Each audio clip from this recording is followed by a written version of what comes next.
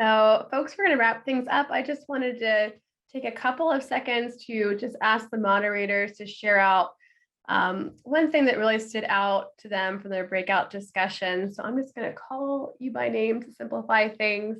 So if we could start with Allison's group. It was really cool to have a group conversation with people we wouldn't necessarily otherwise cross paths with. It was really nice. I really appreciated this format. Themes that came up were to really look at the intentional advantages of building community, and also ways that we can maybe support some of the youth stuff. Great. Thank you so much, Allison. All right, can we hear from Lindsay Huff's group?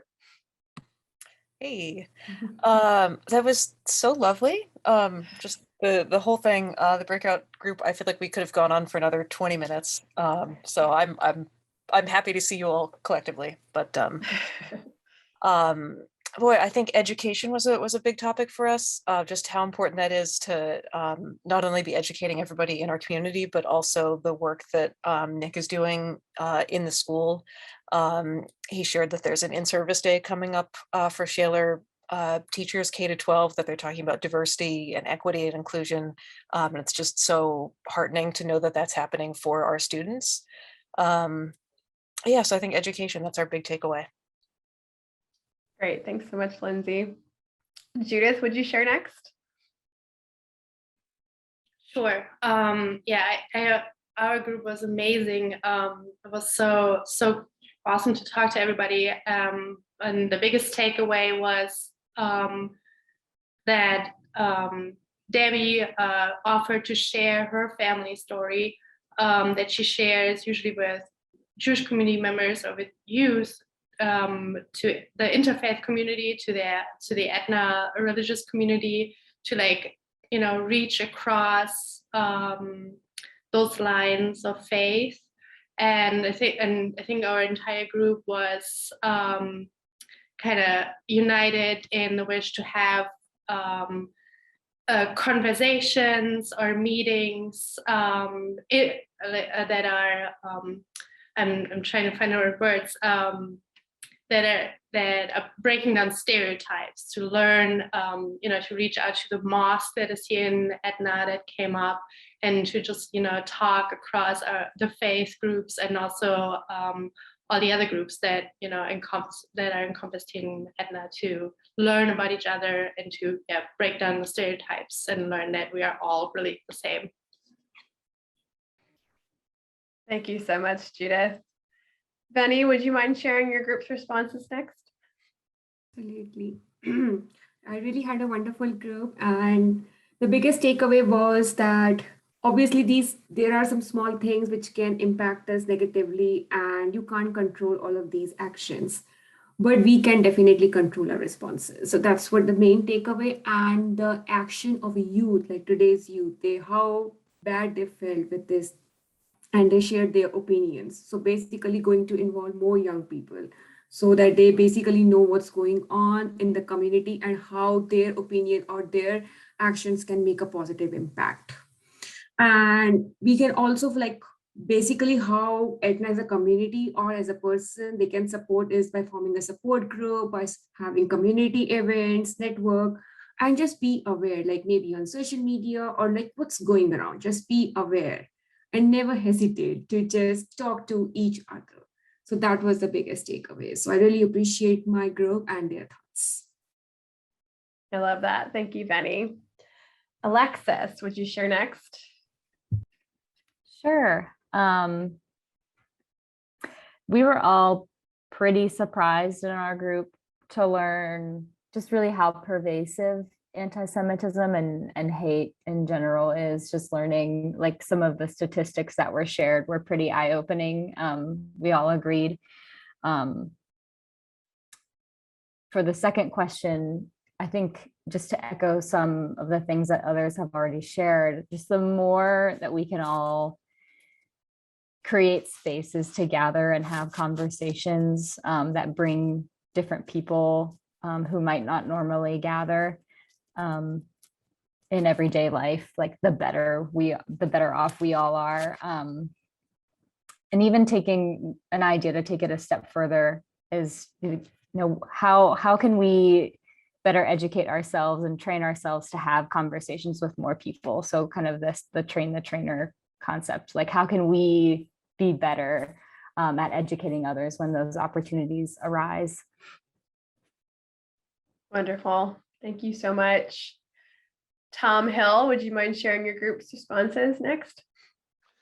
Hello. Yes, we had very similar responses that have already been stated. And a couple things that we really hit on was the voices across the communities coming together, and not just Etna, from our neighbors across the river, our neighbors across 2 rivers, which is a big deal for us here in Pittsburgh, is to cross 2 rivers. So we enjoyed hearing the voices from everyone.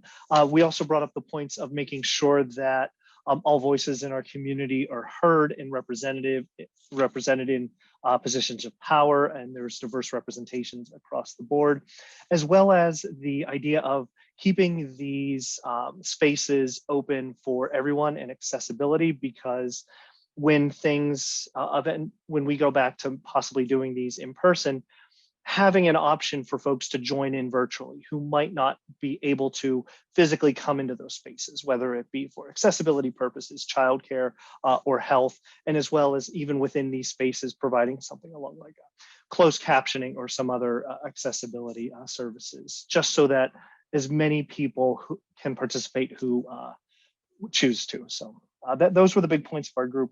Thank you, everyone. Those are great points. Thank you so much, Tom. Alice, would you mind sharing next? Hi, everyone. Our group had a really nice discussion. Once again, a lot of these points have been covered, but just the importance of promoting mutual respect and communication and love and kindness. We talked about the fact that we really liked that we came together as a group to discuss what went on rather than leaving it unchecked, because that's when situations can escalate. We all really enjoyed the energy and commitment of the students in the light program. That was very inspirational. And just thinking of more ways to make people on the margins feel more included and heard, much like other people said. That's great. Thank you so much. And last but certainly not least, Jess, would you share your group? Sure. Our group was totally awesome. One of the things that resonated with almost everyone was this idea of post-traumatic growth, which is something none of us had heard before, which really liked that. And a lot of parallels with what other folks were saying. Something that came up was about how, like, kind of intuitively, it's an idea that a lot of us have is like, we should be closer together. We should be making bridges with folks who we wouldn't normally, align ourselves with, or we don't necessarily have the same similarities with. But it's kind of easy to like kick that down the road just because life happens, COVID, all of these things. And so while it's really unfortunate that this incident happened and actually was a catalyst for us to be doing work that we've wanted to do for a long time. Something else that came up in our discussion was about accessibility, in part to what other folks were discussing, but also not only, do folks have access to childcare, are folks able to participate on something online, but also if someone is in a position where they are, working 2 jobs, struggling to pay their bills, struggling to get, food on their table, how many of our neighbors maybe don't have the opportunity to have like these kind of high level discussions because they're just having struggles getting their basic needs met. And so kind of making sure that, these discussions, they're not happening in a vacuum. Like a lot of our neighbors, it kind of goes back to what we talk about with eco districts, with equity and having everyone, get their needs met, be able to have these discussions too.